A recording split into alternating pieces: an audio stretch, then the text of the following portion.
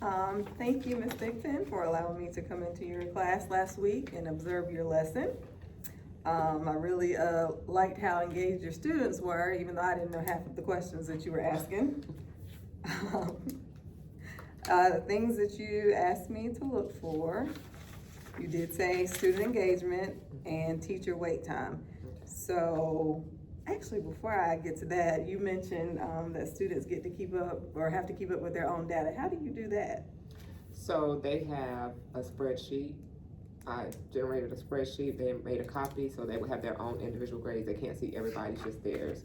So whenever, and it has all the units, all the tests from each unit, quizzes, any graded assignment. And whenever we complete an assignment, I give it back to them. They put it on their data sheet. Okay. I call it a data tracker Okay. to keep up with their data. And if their scores go up or their data is improving, do they get some type of reward? Or Well, we're working on that part. No, not yet. But yeah, so what I was going to do is work on, we're in second semester now, but at the end of the semester, look at it. And I probably will revisit that, just going back, taking a look, make sure they have them updated. Some students are better than others with keeping up. I'll tell them to put it up there. So just going back to make sure they have actually put the data up there so they can actually see their growth or see areas they need to improve. Okay. Do you grade that? Like, is that a homework assignment, just making sure they? I haven't. But now that you mention it, I am gonna go back, circle back around we're gonna take a look at it, yeah. Okay, all right. Now back to it, the things that you asked me to look for when I came into the classroom. You wanted student engagement. What did you mean by that?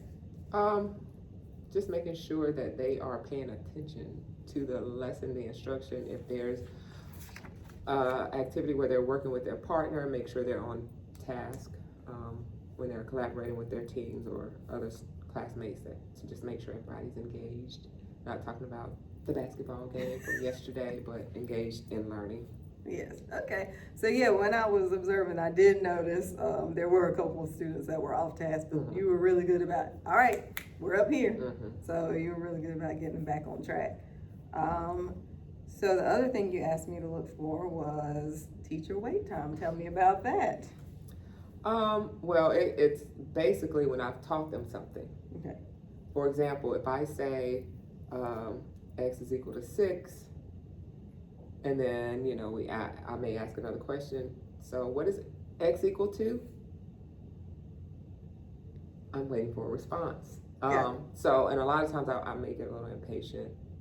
When it's something I know I've taught, I know they know it, or it's a matter of looking back into your notes. Just take a look. We just did this yesterday. Y'all turn and look. What does it say? And just giving them that chance, the opportunity. But then it's like, how do you balance wait time versus y'all really not trying to give me this answer? So just learning that balance, I guess. All right. Do you ever set a timer? I do. I use timers mostly when they're working problems, but not for the wait time part. Okay. I don't. Like, I won't give y'all 20 seconds to give me an answer. I won't give you a minute to give me an answer.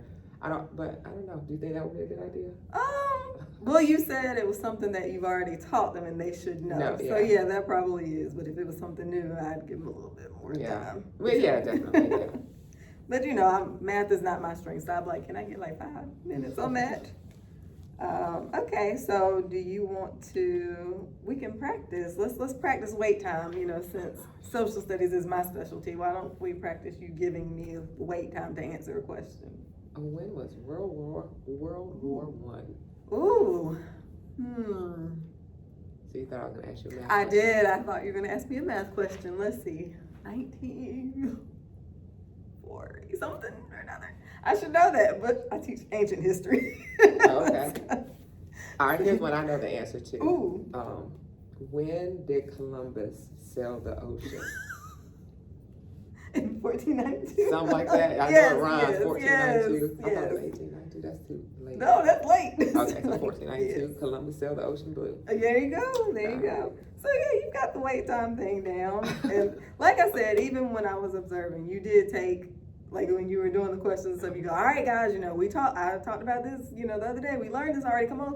So it was encouraging to be engaged also. So I was like, okay, you're doing it. And I know sometimes it's like you have questions about it, but you are actually doing it. And then the only other thing I would do, like I know you use the Promethean board and do all the, I would have them come up and do the problems. That way they are, they're engaged. Yeah, thank you. So I was talking to somebody else and they did mention that their students would come up and write. So I'll incorporate that more. And it makes them get up, they're sleepy. Hey, come on up here and write this and problem. they like writing on the board too. They do? I see, I haven't used it with the pen. Really? No. Come on now, you gotta come on. It's cool. I love it. You have to teach me. No other way of teaching. You have to teach me how to use it. So I will plan to come back March 19th. Does that sound good? And I can look to see if wait time has improved and see if that's around spring break. So we'll see if the students are still engaged by that time. Yeah. Does that work? It does. All right. Well, thank you. Thank I appreciate you. the feedback.